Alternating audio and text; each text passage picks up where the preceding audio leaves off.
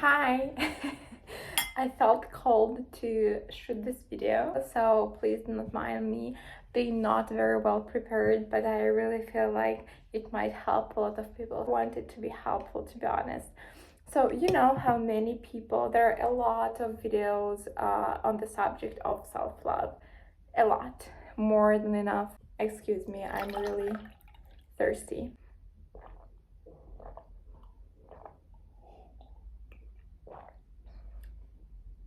Did you see how I drank it? It was subconscious and it was not an act of self-love. Pay attention to the details, to micro details, which is the subject of today's topic. What I did before that, I recognized my need, my need.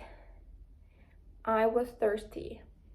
I poured water and I wanted to drink it to satisfy my need. It's self-love. I recognized it and I want to honor it. It is an act of self-love. How I did it was not. I did it hastily. I rushed myself into it. I hurried. Why? Always ask yourself questions. Because I wanted to give you my answers, my insights. What did I prioritize? Did I prioritize myself? And that's basically it. It's micro, it's so micro, it's unintentional, and that is exactly why you need to pay closer attention to it. I want to start again very micro, and that is the elephant in the room. My background. I bet there are people that would find it not perfect, and it is not. And it is not. I also bet there are people who maybe would find it embarrassing not to be as prepared for the video. The point being is let go of shaming yourself for being awkward / imperfect. Stop doing it. Very personal example. It used to traumatize me. It used to trigger me a lot. So I follow one woman, one beautiful, charming, alluring, captivating woman on Instagram. She's oozing light, ease, insouciance, serenity. This is what she is reflecting to me. And of course she likes dancing. Who would doubt it? And she often records herself dancing, and I witness all the time how she does not crop out any awkward movements, any awkward pauses in her movements. It always made me pause and feel awkward, like feel secondhand embarrassment, is because I used to do dancing. I was a good student of choreography, but I could never improvise. It's still an issue of today, but I'm working on it. I give myself grace and freedom to improvise with pauses, with awkwardness, with the moments of not knowing what to do next, etc. So yeah, I always felt secondhand embarrassment. Oh my god, why didn't she crop it out? Oh my god, little did I know, she probably never noticed that. It's not a big deal. Since I realized this little thing about her dancing, I just tried to implement this. I started filming myself dancing, and one day I found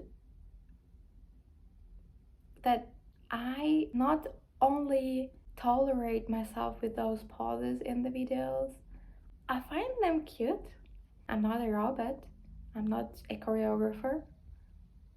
I'm dancing improvisingly.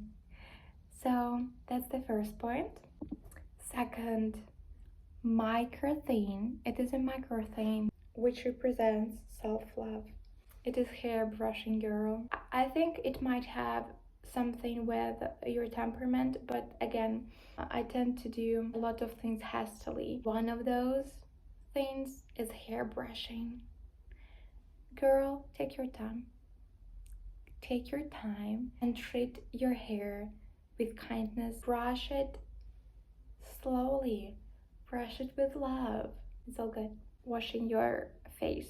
Again, I don't know if it's me only, but especially not in the morning, but especially in the evening. When I go to the bathroom, I feel like I do it very late, just before sleeping, and it makes me once again accelerate and hurry. Therefore, I just wash my face very hastily, very quickly, with almost no love. Pay attention how you wash your face, okay? And the fourth is how you brush your teeth. We don't even talk about efficiency of this, but where is self-love in it? Girl, please. Next, it's how you respond to people staring at you. I know that it triggers a lot of people. I'm still working on it, but I used to be triggered so much, and honestly, it's because I was not self-confident enough. I was almost asking, what are they looking at to be looked at with so much interest? A man or a woman just look at you, they stared at you, they were captivated by your beauty. All it should speak to you is that you are captivating. There is a lot in you to be staring at.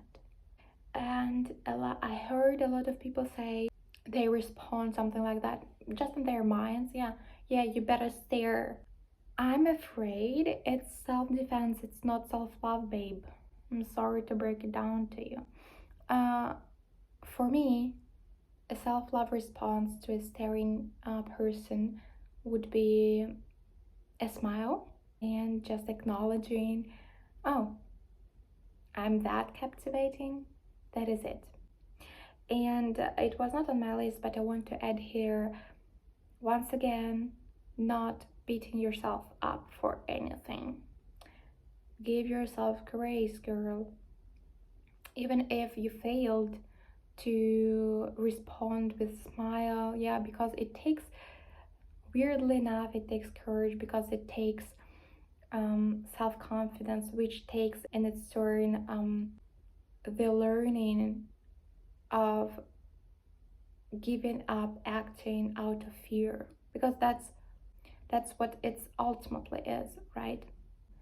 Don't give yourself a hard time for not learning things immediately. If you first recognize it, it's the first step, and then you just slow down.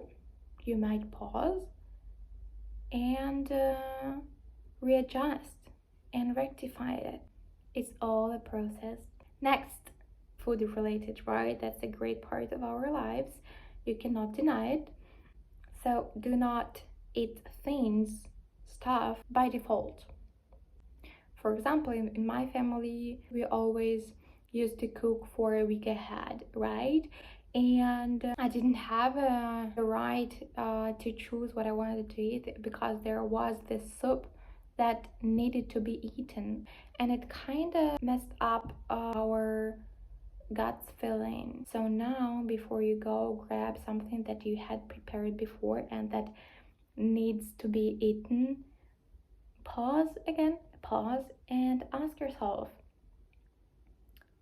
what do I feel like eating? Trust your feelings, trust your body.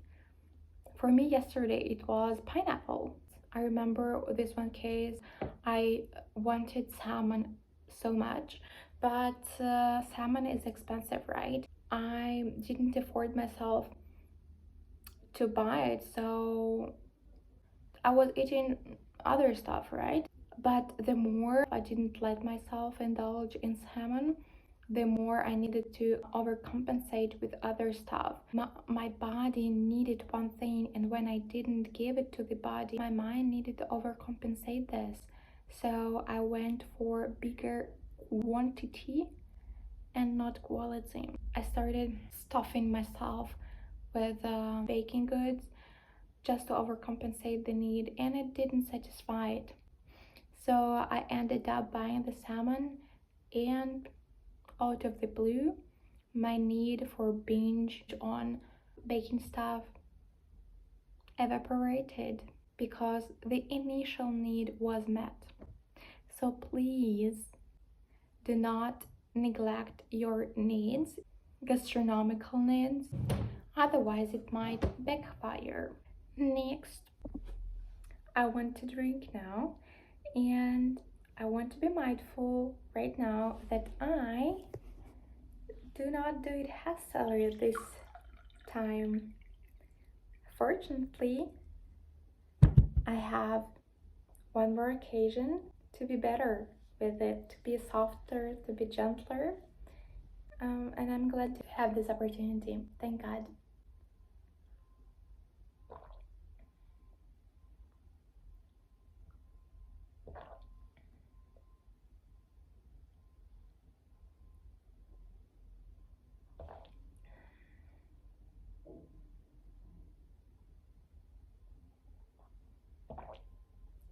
See, next, micro level. It's how you treat your body, right? Everybody says treat your body with love, shower, skincare.